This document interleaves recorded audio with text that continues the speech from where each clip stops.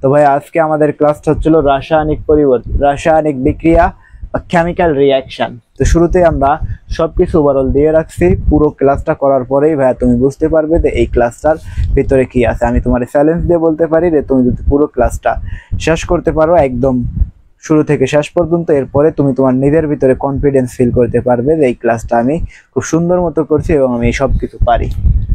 তো চলো আর কথা না বাড়িয়ে let jumping to our class. তো আমরা প্রথমেই শুরুতে একটা টপিক দিয়ে রাখছি, টপিকের নাম হচ্ছিল physical sense. Physical sense. Physical sense মানে কি? ভৌত পরিবর্তন। Physical sense.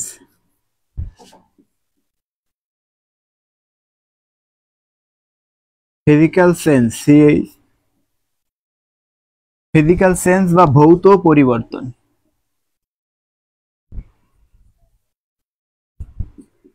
ভৌত পরিবর্তন।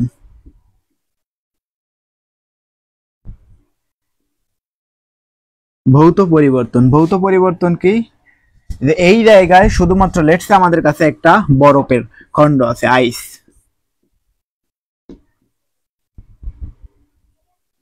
আইস।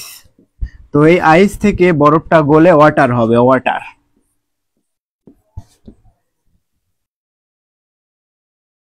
আইস বরফ গলে পানি হয়েছে। এই জায়গায় বস্তুর শুধুমাত্র অবস্থার পরিবর্তন হয়েছে, রাসায়নিক কোনো পরিবর্তন হয় নাই। এই যে পরিবর্তন, শুরুতে বস্তুটা হচ্ছিল আইস, আইস গলে হয়েছিল ওয়াটার। এই অবস্থানে বস্তু যে পরিমাণ তাপমাত্রা গ্রহণ করছে সেই তাপমাত্রা বলা হচ্ছিল ল্যাটিন হিট বা বরফ গলনে আপেক্ষিক সুপ্ততাপ। যে পরিমাণ তাপ নিলে 1 কেজি বরফ গলে পানিতে পরিণত হয়, এই যে তাপ এর বলা হচ্ছিল বরফ গলনে আপেক্ষিক সুপ্ততাপ বা ল্যাটিন হিট। এই ল্যাটিন হিট বস্তুর অবস্থা পরিবর্তন করে, বস্তুর তাপমাত্রা না। তো বস্তু ছিল আমাদের কাছে একটা আইস, আইস, এই আইস গলে হয়েছে হচ্ছিল ওয়াটার। আইস, আইস থেকে হয়েছে হচ্ছিল ওয়াটার। এই যে অবস্থান, এই অবস্থানে বস্তুর শুধুমাত্র ভৌত অবস্থা বা অবস্থার পরিবর্তন হয়েছে, বরফ গলে পানিতে পরিণত হয়েছে। এই প্রক্রিয়াকে বলা হচ্ছিল ভৌত পরিবর্তন। এট দ্য সেম টাইম দ্বিতীয় টপিক কি ছিল আমাদের, সেটা হচ্ছিল কেমিক্যাল সেন্স বা রাসায়নিক পরিবর্তন। Chemical sense. Chemical sense. Chemical sense বা রাসায়নিক পরিবর্তন।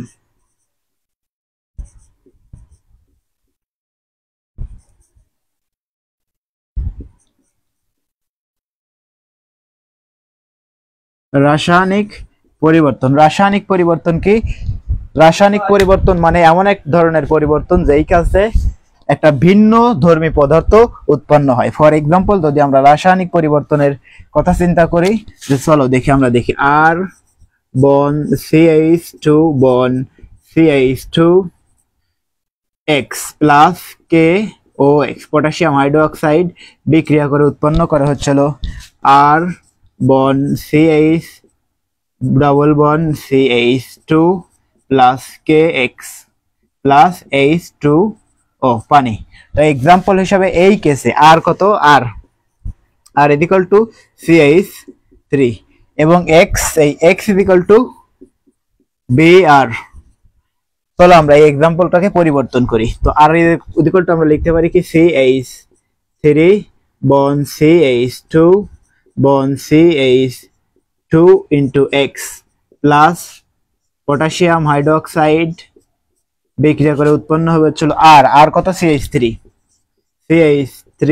বন CH ডাবল বন CH2 প্লাস কে, কে কত, কে তো কে পটাশিয়াম হাইড্রোক্সাইড, আর বি এই যে এক্স কত, এক্স হচ্ছিল ব্রোমাইড, পটাশিয়াম ব্রোমাইড প্লাস পানি H2O। এই যে কেস, এই কেসে কি হয়েছে, এই কেসে একটা ভিন্ন ধর্মী, প্রথমে একটা পদার্থ ছিল, এই জায়গায় বিক্রিয়া করে ভিন্ন একটা নতুন ধর্ম বিশিষ্ট পদার্থের যে পরিবর্তন হয়েছে, এই যে পরিবর্তন, এই ধরনের পরিবর্তনকে বলা হচ্ছিল রাসায়নিক পরিবর্তন। প্রথমে আমাদের কাছে কি ছিল, অ্যালকাইল হ্যালাইড। অ্যালকাইল হ্যালাইড বিক্রিয়া করে উৎপন্ন হয়েছে কি vinyl group, alkyl halide.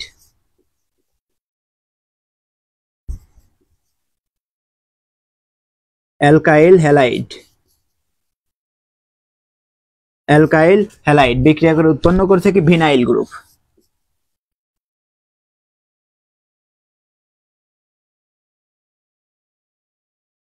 Vinyl group.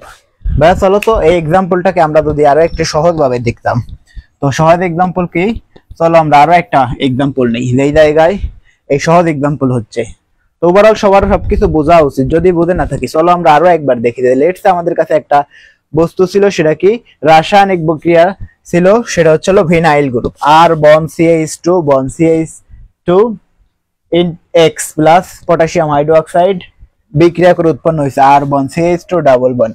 এই জায়গা থেকে একটা হাইড্রোজেন বের হয়ে গেছে, প্রোটন হাইড্রোজেন বের হয়েছে এবং এই জায়গায় একটা ডবল বন্ড বন্ড যুক্ত হয়েছে এবং উৎপন্ন হয়েছে হচ্ছিল CH2 plus potassium bromide KX plus হচ্ছিল H2O।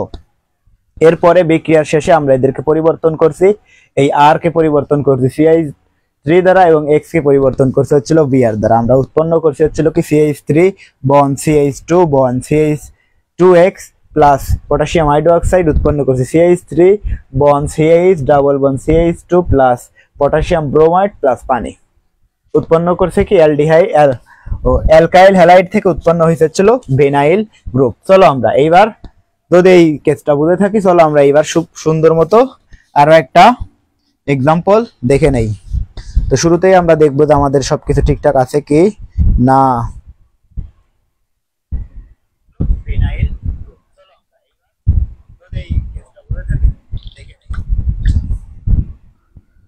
ভাইয়া সুন্দর মতো সবাই ক্লাসটাকে শেয়ার করে দেই।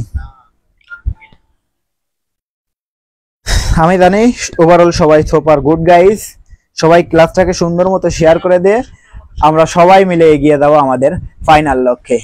আর আমি জানি আমার প্রত্যেকটা স্টুডেন্ট গুড গাইস সবাই এই ক্লাসটাকে খুব সুন্দর মতো শেয়ার করে দেবে।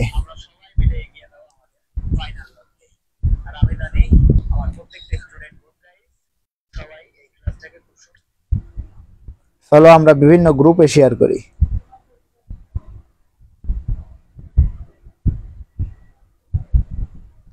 ভাইয়া ক্লাসটাকে সুন্দর মতো শেয়ার করে দাও, প্রত্যেকের দায়িত্ব কিন্তু আগে ক্লাসটাকে শেয়ার করে দেওয়া।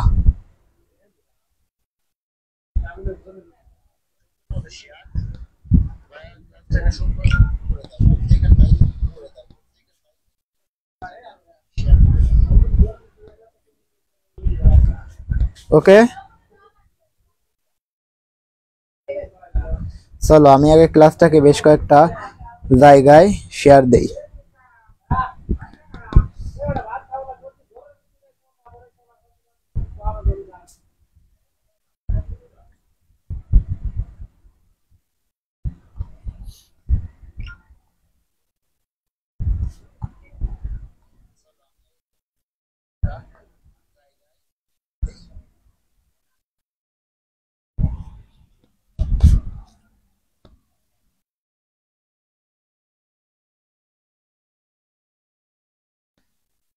ওকে এরপরে আমরা দেখব, এরপরে আমরা আরো একটা एग्जांपल দেখব। লেটস আমরা কার্বন ডাই অক্সাইডের সাথে যে কোনো একটা বিক্রিয়া দিছি, যে ক্যালসিয়াম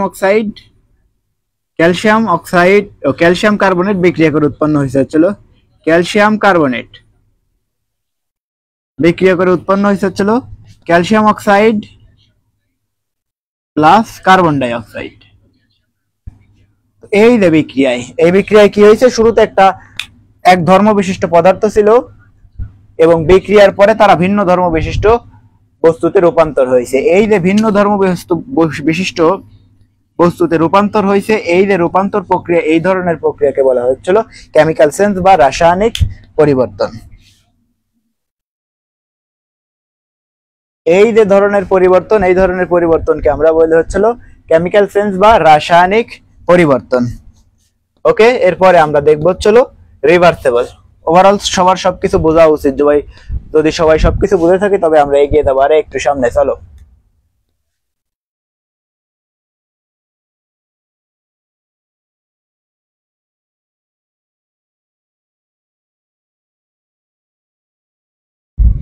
আর ভাইয়া যারা আমাদের পেইড ব্যাচে ভর্তি হতে চাও, অবশ্যই ডেসক্রিপশনে দেওয়া লিংকে কমেন্ট করে তুমি তোমার গুগল ফর্মটা পূরণ করে আমাদের সঙ্গে যুক্ত হয়ে যাবে। চলো আমরা এবার দেখবো হচ্ছিল ইরিভার্সিবল রিঅ্যাকশন বা একমুখী বিক্রিয়া।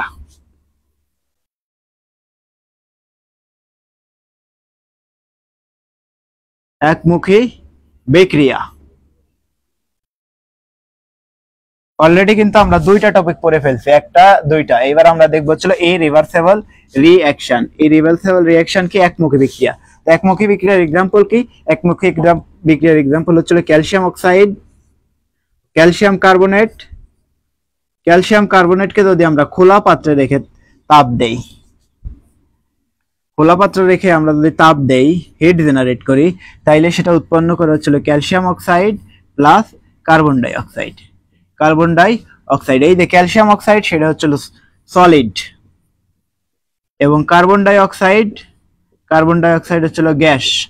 এই কার্বন ডাই অক্সাইড গ্যাস উড়ে যায়, যদি খোলা পাত্রে রাখি তাইলে এই কার্বন ডাই অক্সাইড গ্যাস উড়ে পাত্র থেকে বের হয়ে যায়। যদি পাত্র থেকে বের হয়ে যায় তাইলে এই যে প্রোডাক্ট, শুরুতে আমাদের কাছে ছিল কি রিঅ্যাকটেন্ট,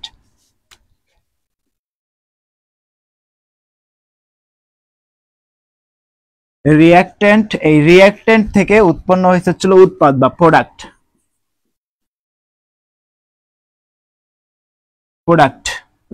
রিঅ্যাকটেন্ট থেকে উৎপন্ন হয়েছে কি? প্রোডাক্ট। যদি প্রোডাক্ট উৎপন্ন হয়, এই কেসে দেখো তো, এই যে ক্যালসিয়াম অক্সাইড কি একটা সলিড এবং কার্বন ডাই অক্সাইড কি একটা গ্যাস। যদি ক্যালসিয়াম অক্সাইড বদ্ধপাত্র থেকে উড়ে যায়, যদি ক্যালসিয়াম অক্সাইড উড়ে যায়, তাইলে কি আর এইটা পুনরায় ফিরে পাওয়ার কোনো ওয়ে আছে? পুনরায় ঘুরে আসার কোনো বিক্রিয়া আছে? ফরওয়ার্ড রিঅ্যাকশন ঘটছে কিন্তু এই দিক বরাবর, ফরওয়ার্ড রিঅ্যাকশন।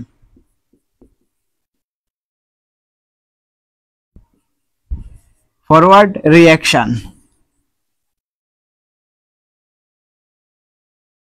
রিঅ্যাকশন ঘটছে, বাট ব্যাকওয়ার্ড রিঅ্যাকশন ঘটার কি কোনো ওয়ে আছে? রিভার্স রিঅ্যাকশন, ব্যাকওয়ার্ড রিঅ্যাকশন কিভাবে করতো? যদি দুইটা আরো একবার সংযুক্ত হতে পারতো তাইলেই আবার আমরা এইটা ফিরে পাইতাম। বাট এইটা তো উড়ে গেছে, খোলা পাত্রে রাখছি, এই কার্বন ডাই অক্সাইড উড়ে গেছে। যদি কার্বন ডাই অক্সাইড উড়ে যায় তাইলে তো আর আমরা পুনরায় এদেরকে মিলাইতে পারি না। যদি পুনরায় না মিলাইতে পারি, এই যে বিক্রিয়া, এটা হচ্ছে একমুখী বিক্রিয়া প্রদর্শন করে। আর রিভার্সিবল রিঅ্যাকশন কি? তো এই ক্যালসিয়াম অক্সাইডকে যদি আমরা বদ্ধ পাত্রে রাখি, রিভার্সিবল রিঅ্যাকশন বা উভমুখী বিক্রিয়া।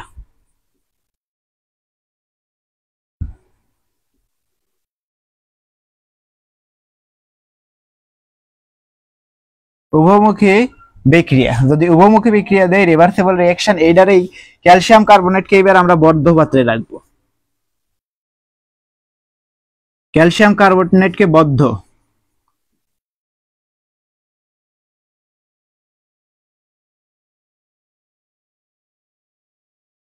ক্যালসিয়াম কার্বনেটকে যদি আমরা বদ্ধ পাত্রে রাখি তাইলে কি হবে? যদি ক্যালসিয়াম কার্বনেটকে বদ্ধ পাত্রে রেখে তাপ দেই, তাহলে ক্যালসিয়াম কার্বনেট বিক্রিয়া করে উৎপন্ন করবে হচ্ছিল calcium oxide plus, calcium oxide হচ্ছিল সলিড এবং কার্বন ডাই অক্সাইড হচ্ছিল গ্যাস। তো এইবার পুনরায় তারা আবার ফিরে আসতে পারবে, ফরওয়ার্ড রিঅ্যাকশন ঘটবে এই দিক বরাবর,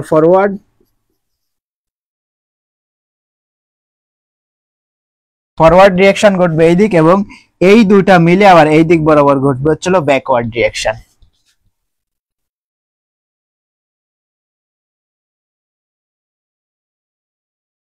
ব্যাকওয়ার্ড রিঅ্যাকশন। তো এই যে কেসগুলো কি হয়েছে? ক্যালসিয়াম অক্সাইড, ক্যালসিয়াম কার্বনেট কে আমরা তাপ দিছি, হিট জেনারেট করছি। এই কেসে ক্যালসিয়াম কার্বনেটকে যদি আমরা তাপ দেই, তাইলে এটা হচ্ছিল উৎপন্ন করে হচ্ছিল calcium oxide plus carbon die oxide. Calcium কার্বনেটকে আমরা তাপ দিছি, উৎপন্ন করছে কি ক্যালসিয়াম অক্সাইড সলিড, এবং উৎপন্ন করতে হচ্ছিল কার্বন ডাই অক্সাইড। এবং এদের দুইজনকে যদি আমরা মিলাই দেই, কারণ এরা এই কার্বন ডাই অক্সাইড এইবার উড়ে যেতে পারে নাই, কারণ রিজন ভেরি সিম্পল, যে এই কেসে আমরা এই ক্যালসিয়াম অক্সাইড এবং কার্বন ডাই অক্সাইডকে রাখছি হচ্ছিল একটা আবদ্ধ পাত্রে, একটা বদ্ধ পাত্রে। যদি বদ্ধ পাত্রে রাখি তাইলে তো এরা আর উড়ে যেতে পারে না। যদি উড়ে যেতে না পারে তাইলে এদের দুইজনকে আবার মেলানো যায়। যদি এদের দুইজনকে আমরা মেলাই দেই তাইলে আমরা পাবো হচ্ছিল calcium carbonate, calcium oxide plus carbon dioxide বলে মিলিত হয়ে আমাদেরকে আবার পুনরায় এই প্রোডাক্টটাই ফেরত দেবে, রিঅ্যাকটেন্ট। সেটা কি ছিল? Calcium carbonate. এই যে শুরুতে আমাদের কাছে ছিল কি, এটা ছিল রিঅ্যাকটেন্ট, এবং আমরা যেটা পাই সেই বিক্রিয়ার পর সেটা হচ্ছিল প্রোডাক্ট। বাংলা কি? এটা হচ্ছিল বিক্রিয়ক।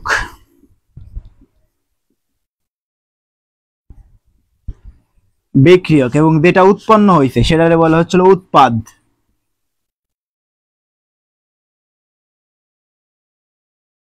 ভাইয়া ইংলিশ কেন লিখতেছি, কারণ তুমি কিন্তু জানো যে আন্তর্জাতিক স্ট্যান্ডার্ড লেভেলে যদি তুমি শিখতে চাও তাহলে তোমাকে অবশ্যই ইংলিশটাকে শিখতে হবে বাংলার পাশাপাশি। তাই আমরা ওই অ্যাপ্রোচটাকেই নিজেদের ভিতরে ধারণ করছি, যাতে করে আমরা আন্তর্জাতিক লেভেলে নিজেদেরকে ধরে রাখতে পারি। ভাইয়া সকলের দায়িত্ব কিন্তু ক্লাসটাকে সুন্দর মতো শেয়ার করে এগিয়ে নিয়ে দেওয়া, কারণ আমরা জানি যে 10 জন মিলে যদি কোনো কাজ করা যায় তার ফলাফল অনেক সুন্দর এবং পজিটিভ হয়, তাই না ভাই? সেই সাথে তোমার দায়িত্ব কিন্তু তোমার ফ্রেন্ডকে খুব সুন্দর মতো জানায় দেওয়া। চলো আমরা নিজেদের মতো করে এগিয়ে যাই। এবার আমরা দেখছি চলো রিভার্সেবল রিঅ্যাকশন এবং দেখছি হচ্ছিল রিভার্সেবল রিঅ্যাকশন। এইবার আমরা দেখবো হচ্ছিল এক্সোথার্মিক এবং এন্ডোথার্মিক। সোফার তো সবাই বুঝছি, যদি বুঝে না থাকি তো চলো আমরা আরো একবার দেখি যে কি হয়েছে। যে একমুখী বিক্রিয়া, ক্যালসিয়াম কার্বনেটকে আমরা একটা আবদ্ধ পাত্র ছাড়া ফাঁকা জায়গা রাখছি, ওটা তাপ দিছি। ক্যালসিয়াম কার্বনেটকে যদি আমরা তাপ দেই তাহলে কি উৎপন্ন করে? ক্যালসিয়াম অক্সাইড, এটা হচ্ছিল সলিড, এবং উৎপন্ন করে হচ্ছিল কার্বন ডাই অক্সাইড, সেটা গ্যাস। এবং কার্বন ডাই অক্সাইড বাতাসে উড়ে যায়। যদি কার্বন ডাই অক্সাইড উড়ে যায় তাইলে এই দুইটারে কি আর মেলানো যায়? যদি মেলানো না যায় তাইলে আর এই যে ব্যাকওয়ার্ড রিঅ্যাকশন ঘটে না, শুধু ফরওয়ার্ড রিঅ্যাকশন ঘটে। এই যে বিক্রিয়া এর বলা হচ্ছিল একমুখী বিক্রিয়া।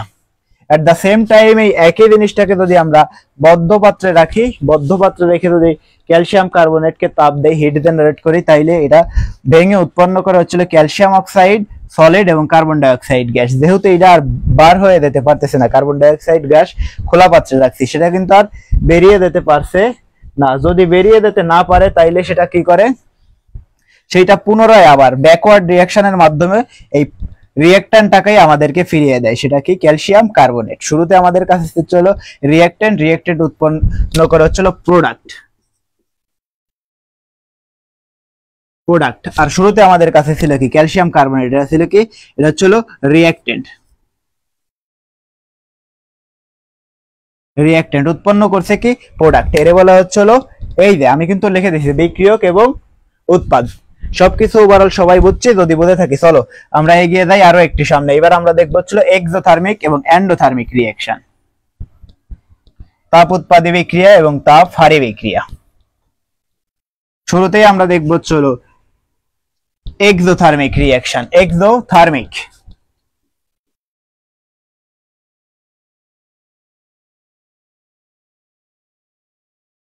এক্সোথার্মিক রিঅ্যাকশন, এক্সোথার্মিক রিঅ্যাকশন বা তাপ উৎপাদী বিক্রিয়া। তাপ উৎপাদী বিক্রিয়া কি? চলো আমরা সুন্দর মতো গ্রাফিক্যালি ড্র করি। যদি আমরা এই জায়গায় থেকে একটা এক্সাম্পল নেই, সেটা কি? অ্যামোনিয়া। অ্যামোনিয়া প্লাস হাইড্রোজেন বিক্রিয়া করে উৎপন্ন করে কি? NH3। এই জায়গায় কয় অণু? 3 অণু। 2 অণু নাইট্রোজেন বিক্রিয়া করে উৎপন্ন করে হচ্ছিল 2 মোল।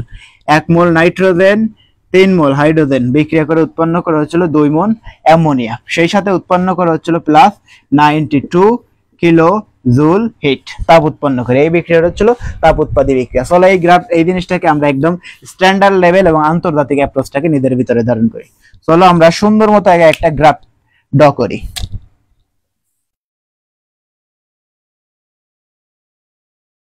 যদি গ্রাফটা ড্র করি তাপ উৎপাদী বিক্রিয়ার ক্ষেত্রে কিরকম গ্রাফ হয়? এরকম।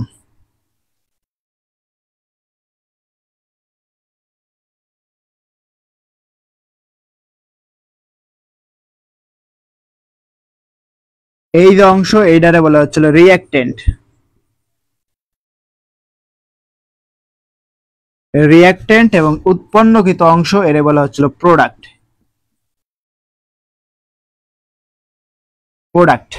এবং এই অংশ থেকে এই অংশে বলা হচ্ছিল সক্রিয়ণ শক্তি। বিক্রিয়া শুরু হতে বা বিক্রিয়া হতে যে পরিমাণ শক্তি অর্জন করতে হয় তারে বলা হচ্ছিল সক্রিয়ণ শক্তি বা EA। এর ফুল ফর্ম কি? Activation energy.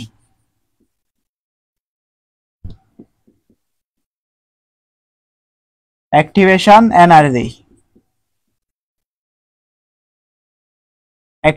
এনার্জি বা বিক্রিয়ার সক্রিয়ণ শক্তি। এবং এই যে নিচের অংশ, এই যে এই অংশরে বলা হচ্ছিল এ, আর রিঅ্যাকট্যান্টের এনার্জি এবং এই যে নিচের অংশ এটা হচ্ছিল প্রোডাক্টের energy.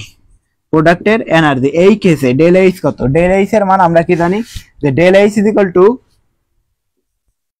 Del H is equal to হচ্ছিল উৎপাদের শক্তি মাইনাস হচ্ছিল বিক্রিয়কের শক্তি। প্রোডাক্টের এনার্জি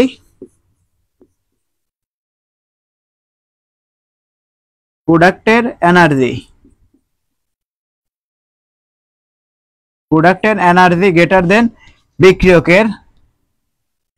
বিক্রিয়কের এনার্জি বা রিঅ্যাকট্যান্টের এনার্জি ভাইয়া। আর এদের সংক্ষেপে লিখি আমরা ডেল এইচ, বাই জায়গার সংকলনের কারণে আমরা লিখতে পারতেছি না, চলো আমরা নিচেই লিখে দেই যে গ্রেটার দেন হচ্ছিল আর কি রিঅ্যাকট্যান্টের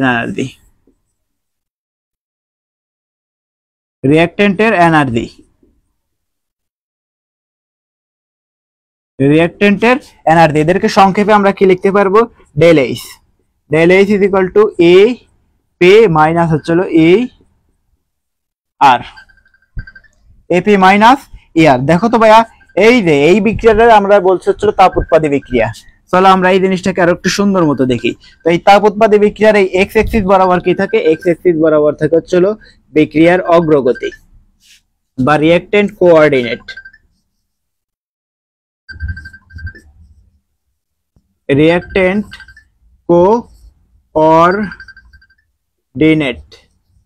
বা বিক্রিয়ার অগ্রগতি, এবং এই ওয়াই অ্যাক্সিস বরাবর থাকে হচ্ছিল পোটেনশিয়াল এনার্জি।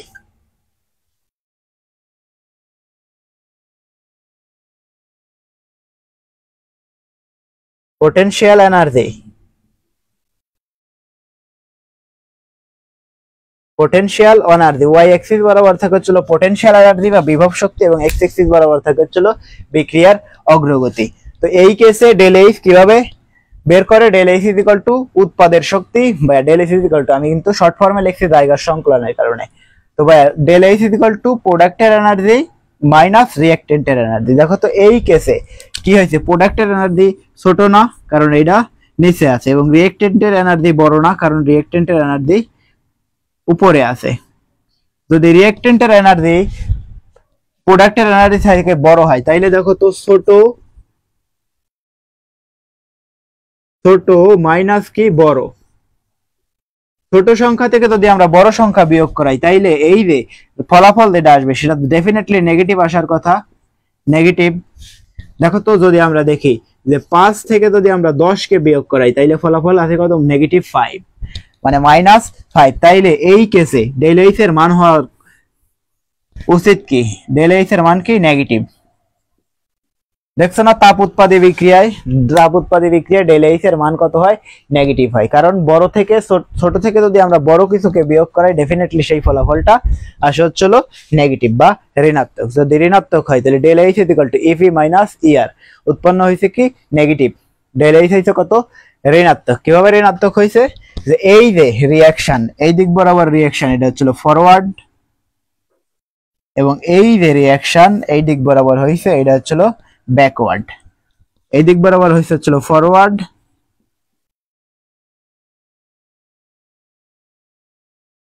এবং এই যে রিঅ্যাকশন এটা হচ্ছিল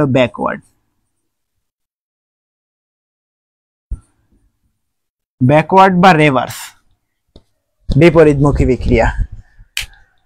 বুঝতে পারছি যে কিভাবে কাজ করছে।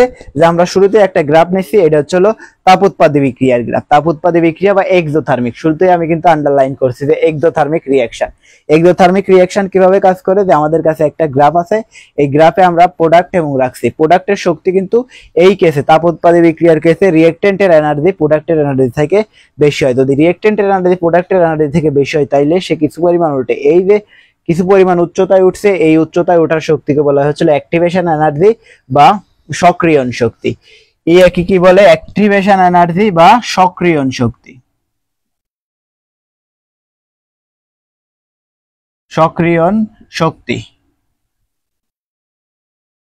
অ্যাক্টিভেশন এনার্জি বা সক্রিয়ণ শক্তি। এই একটা বিক্রিয়া শুরু হওয়ার জন্য তাকে মিনিমাম এই পরিমাণ শক্তি অর্জন করতে হয়। যতটুকু শক্তি অর্জন করতে হয় তাকে বলা হচ্ছিল অ্যাক্টিভেশন এনার্জি বা সক্রিয়ণ শক্তি, এবং সে এরপরে বিক্রিয়াটা শুরু হওয়ার পর সে আরো নিচের দিকে নেমে আসে। কতটুকু নেমে আসছে? যতটুকু নেমে আসছে তাই সেই পরিমাণ শক্তি সে রিলিজ করছে।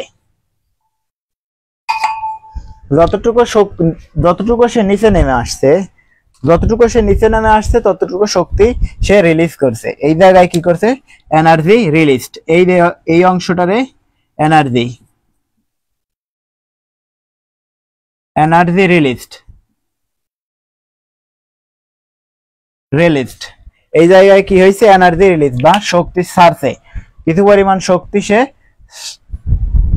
ছাইরা দিছে। যদি ছাইরা দেয় তাইলেই তো বলা হচ্ছিল তাপ উৎপাদী, তার মানে সে তাপ উৎপাদন করছে। এই যে বিক্রিয়া, এই বিক্রিয়াকে বলা হচ্ছিল তাপ উৎপাদী বিক্রিয়া বা এক্সোথার্মিক রিঅ্যাকশন। সোফার সবাই বুঝছি? চলো, যদি বুঝে থাকি তবে আমরা মুছে দিয়ে আমরা এগিয়ে যাবো আরো একটু সামনে। এবার আমরা দেখবো চলো এন্ডোথার্মিক। ভাইয়া সবার কিন্তু বোঝা উচিত, যদি বুঝে না থাকি তাহলে আমরা আরো একবার দেখবো যে শুরুতে আমাদের কাছে একটা বিক্রিয়া আছে, এই বিক্রিয়ার নাম হচ্ছিল এক্সোথার্মিক রিঅ্যাকশন। বিক্রিয়ায় কি 2 মোল নাইট্রোজেন বিক্রিয়া করেছে 3 মোল হাইড্রোজেনের সাথে, বিক্রিয়া করে উৎপন্ন হয়েছে 2 মোল অ্যামোনিয়া প্লাস 92 কিলোজুল তাপ। তো যদি 92 কিলোজুল তাপ উৎপন্ন করে এই বিক্রিয়াতে যদি আমরা গ্রাফিক্যালি ড্র করি তাহলে এটা এরকম দাঁড়ায়। রিঅ্যাকট্যান্টের শক্তি হচ্ছিল বেশি এবং প্রোডাক্টের শক্তি হচ্ছিল কম। যদি রিঅ্যাকট্যান্টের শক্তি বেশি হয় তাহলে এই জায়গায় কিন্তু আমরা লিখছিলাম যে, এই জায়গায় কিন্তু আমরা মাত্রই লিখছিলাম যে এ আর গ্রেটার দেন এ পি। এই কেসে এ আর গ্রেটার দেন হচ্ছিল এপি। রিঅ্যাকট্যান্টের শক্তি প্রোডাক্টের শক্তির চাইতে বেশি। যেহেতু প্রোডাক্টের শক্তির চাইতে বেশি, সে কিছু পরিমাণ এনার্জি রিলিজ করছে, মানে শক্তি সে কিছু পরিমাণ ছাড়ছে। এর জন্য বলা হচ্ছিল এর তাপ উৎপাদী বিক্রিয়া। সে কিছু পরিমাণ তাপ উৎপন্ন করছে বা হিট জেনারেট করছে। এই কেসে যদি আমরা এই কাজটা দেখি যে ডেল এইচ ইকুয়াল টু কত? প্রোডাক্টের শক্তি মাইনাস হচ্ছিল রিঅ্যাকট্যান্টের শক্তি, মানে কি বিক্রিয়কের শক্তি। Del H equal to del H equal to reactant উৎপাদের শক্তি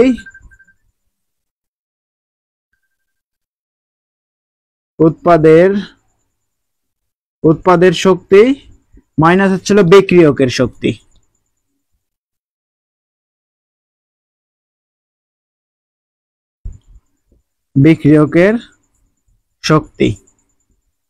দেখো তো এই কেসে উৎপাদের শক্তি কি কম না? উৎপাদের শক্তি কম, ছোট, এবং রিঅ্যাকট্যান্টের শক্তি কি বড়।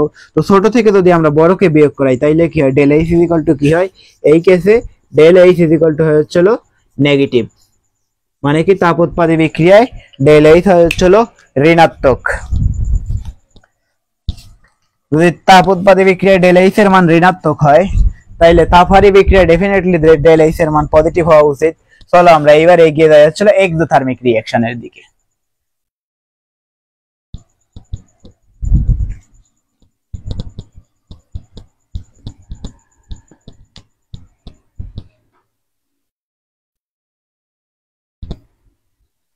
আমরা এইবার দেখলাম হচ্ছিল এন্ডোথার্মিক রিঅ্যাকশন, আর এইবার আমরা দেখব হচ্ছিল এক্সোথার্মিক রিঅ্যাকশন। ওকে ভাইয়া, ক্লাসটা কিন্তু আপনার শেয়ার দেওয়া উচিত যাতে করে আপনার ফ্রেন্ডের কাছ অব্দি আমরা পৌঁছাইতে পারি। আর আমরা জানি আপনারা সবাই গুড গাইস, পুরো ক্লাসটা শেয়ার করে আপনি আপনার ফ্রেন্ডের কাছে পৌঁছে দেবেন।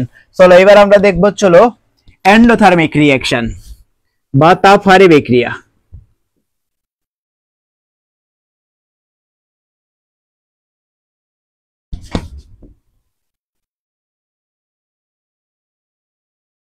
এন্ডোথার্মিক রিঅ্যাকশন বা তাপহারী বিক্রিয়া।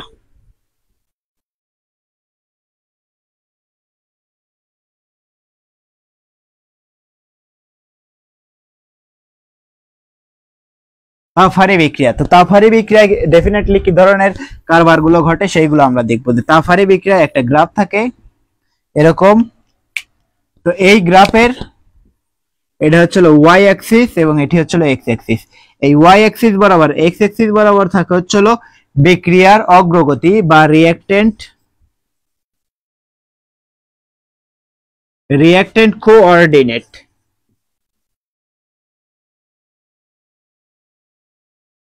রিঅ্যাকট্যান্ট কোঅর্ডিনেট বা বিক্রিয়ার অগ্রগতি।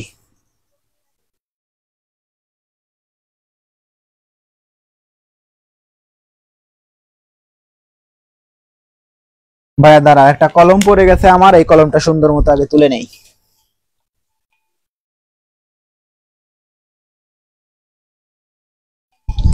ওকে, চলো আমরা এইবার দেখি।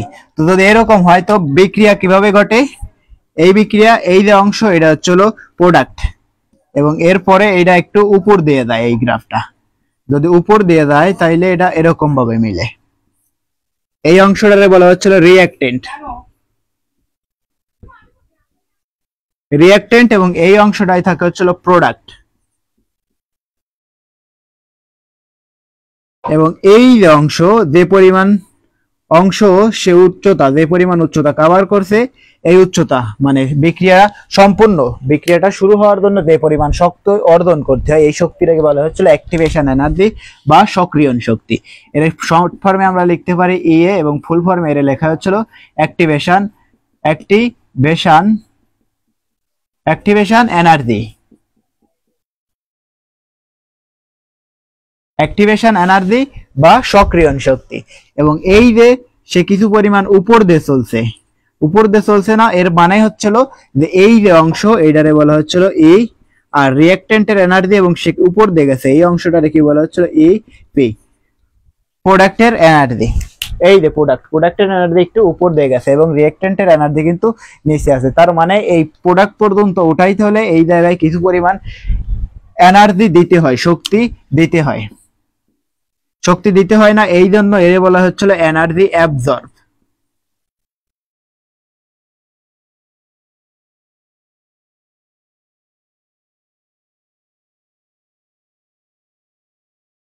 এনার্জি অ্যাবজর্ব মানে শক্তি সে কিছু পরিমাণ গ্রহণ করছে। শক্তি যদি সে কিছু পরিমাণ গ্রহণ করে তার মানে তাকে বাইরে থেকে কিছু পরিমাণ শক্তি দিতে হয়েছে। এই ধরনের বিক্রিয়াকে বলা হচ্ছিল তাপহারী বিক্রিয়া। তাপহারী বিক্রিয়া মানে কি, তার বিক্রিয়া শুরু হওয়ার জন্য তাকে বাইরে থেকে আরো তাপ দিতে হয়, বাইরে থেকে তাপ প্রয়োগ করতে হয়। যদি বাইরে থেকে তাপ প্রয়োগ করতে হয়, এরা বারবার ডিস্টার্ব করে, যদি বাইরে থেকে তাপ প্রয়োগ করতে হয় তাইলে এই ধরনের বিক্রিয়াকে বলা হচ্ছিল এন্ডোথার্মিক রিঅ্যাকশন। এন্ডোথার্মিক রিঅ্যাকশনের যদি আমরা একটা এক্সাম্পল দেই, তো এই এন্ডোথার্মিক রিঅ্যাকশনের একটা সুন্দর চিত্র আছে ভাইয়া, সুন্দর চিত্রটাকে আমরা ড্র করি। সুন্দর চিত্র কি, যে এরকম একটা চিহ্ন দেওয়া হয় এবং এরপরে এই অংশগুলো দ্বারা বোঝায় যে এই কেসে হিট, এই কেসে হিট ভিতরের দিকে প্রবেশ করতেছে।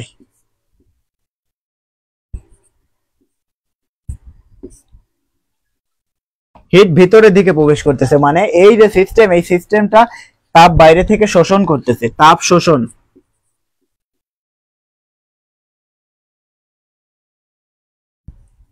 এই কেসটায় কি হচ্ছে, যে তাপ শোষণ করতেছে বাইরে থেকে, যে বিক্রিয়া সংগঠিত হওয়ার জন্য তাকে বাইরে থেকে আরো কিছু পরিমাণ তাপ দিতে হচ্ছে। এই ধরনের বিক্রিয়াকে বলা হচ্ছিল তাপহারী বিক্রিয়া। ভাই আমি জানি তোমার এই এসএসসি লেভেলের ক্লাসে এত সুন্দর এবং এত বেশি ডিটেলস জানার দরকার নেই, বাট আমি কেন পড়াচ্ছি, আমি এতটুকু এনশিওর করতে চাই যে আমরা যদি বেটার থিঙ্কিং করে রাখি তাহলে পরীক্ষার হলগুলোতে আমরা খুব সুন্দর মতো জিনিসপত্রগুলোকে বুঝতে পারবো। কেন বেশি জিনিসপত্র শিখে রাখা উচিত, আমরা কিন্তু জানি যে নিয়ার অ্যাপ্রোচে এই রিসেন্ট টাইমে বাংলাদেশের কোশ্চেনের স্ট্যান্ডার্ড অনেক বেশি বাইরে গেছে। রিজন ভেরি সিম্পল, যে এই মুহূর্তে কিন্তু খালা আর দেশে নাই। যেহেতু খালা দেশে নাই সেহেতু তোমাদেরকে আর ওইভাবে পূর্বের মতো ক্লাস করলে বা পড়াশোনা করলে চলছে না। ডেফিনেটলি ঠিক সুন্দর মতো সবকিছু গুছায়া প্রিপারেশন নিলে পারেই তুমি কেবল সুন্দর মতো পাস করতে পারবে। কারণ আমরা কিন্তু দেখছি যে রিসেন্ট টাইমে গতকাল কিন্তু এইচএসসি এর রেজাল্ট দিয়েছে, কি হয়েছে, প্রতি 2 জনে 1 জন ফেল করছে। তার মানে কি, যে 58.58 সামথিং পাসের রেট। তার মানে কি প্রতি 50 জন পাস করছে 100 জনের ভিতরে, মানে অর্ধেক অর্ধেক পাস। বুঝতে হবে যে বাংলাদেশের স্ট্যান্ডার্ডটা অনেক বাইরে গেছে। এইবার যদি তুমি দেখো যে কোশ্চেনের স্ট্র্যাটেজি, আমরা এরপরেই সিকিউ গুলো সলভ করাবো, সিকিউ সলভ করালে দেখলেই তুমি বুঝতে পারবে যে কেন এত পরিমাণ স্টুডেন্ট আসলে ড্রপ করছে। রিজনটা ভেরি সিম্পল, যে কোশ্চেনের স্ট্র্যাটেজি হায়ার স্ট্যান্ডার্ড। সো আর কথা না বাড়িয়ে ভাইয়া আমরা খুব সুন্দর মতো ক্লাসটাকে কন্টিনিউ করি। তো এইবার আমরা দেখব হচ্ছে যে এরপরে আমরা যা দেখবো একদম অলৌকিক সব জিনিসপত্রগুলো, খুব সুন্দর মতো আমি জিনিসপত্রগুলো এই জায়গায় নোট ডাউন দিয়ে রাখছি তোমাদের জন্য। তো চলো এবার আমরা দেখবো হচ্ছিল অক্সিডেশন বা রিডাকশন, জারণ বিজারণ।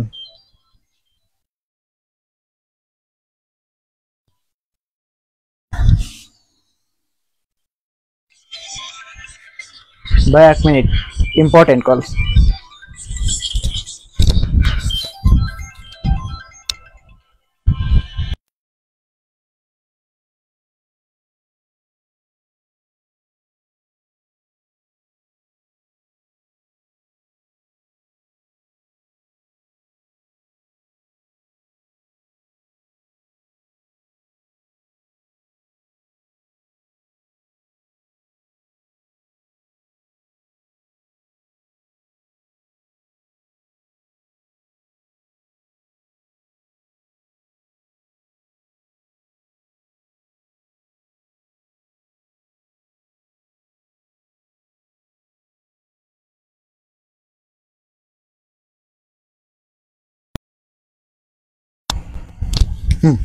চলো আমরা খুব সুন্দর মতো ক্লাসটাকে আবার পূর্বের মতো কন্টিনিউ করি।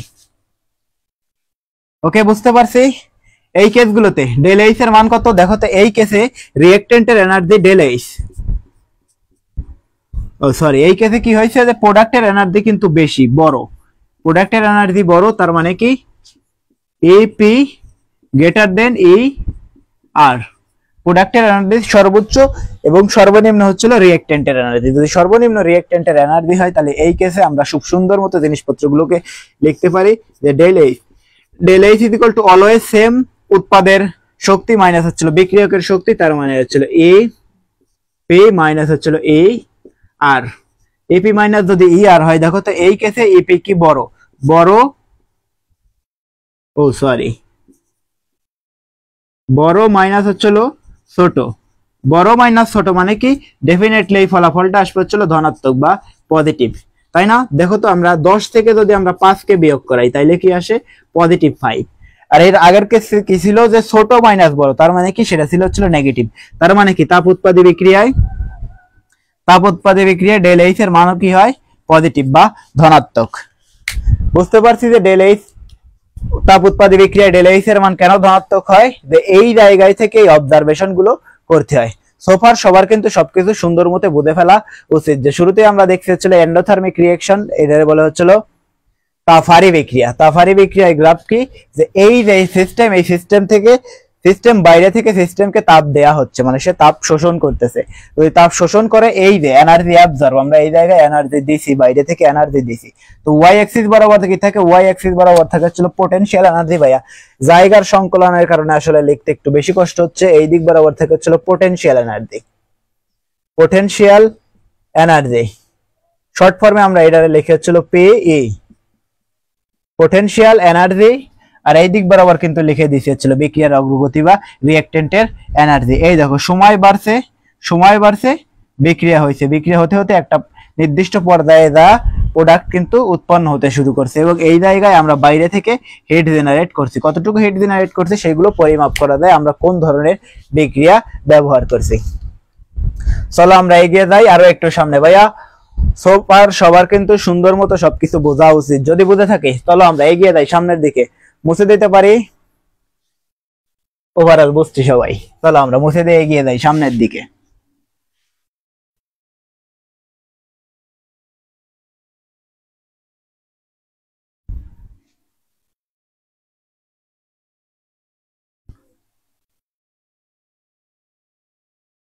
এইবার আমরা দেখবো হচ্ছিল জারণ বিজারণ, অক্সিডেশন এবং রিডাকশন। অক্সিডেশন মানে কি জারণ এবং রিডাকশন মানে কি বিজারণ। আমরা দেখবো হচ্ছিল অক্সিডেশন,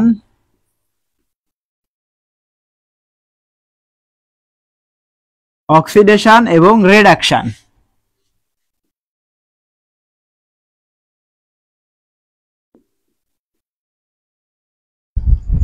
অক্সিডেশন, ও সরি রিডাকশন মানাম ভুল হয়েছে,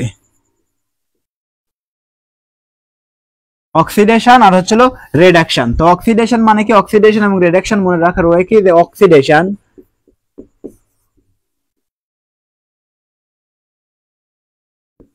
অক্সিডেশন মনে রাখার ওয়ে হচ্ছিল ও আই এল। ওআইএল মানে কি, ওআইএল হচ্ছিল অক্সিডেশন। অক্সিডেশন মানে হচ্ছিল, এই বেটা কোন দিক হয়, oxidation is loss, oxidation is loss মানে কি? অক্সিডেশন মানে হচ্ছিল জারণ। জারণ মানে কি? সারণ, ইলেকট্রন সারণ।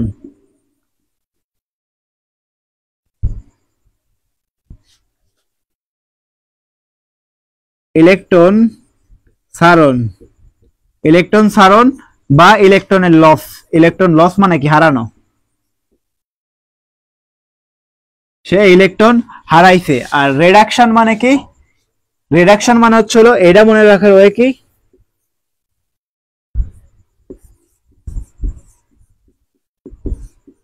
রিডাকশন, রিডাকশন মনে রাখার হচ্ছিল আর I G. R I G এর ফুল ফর্ম কি?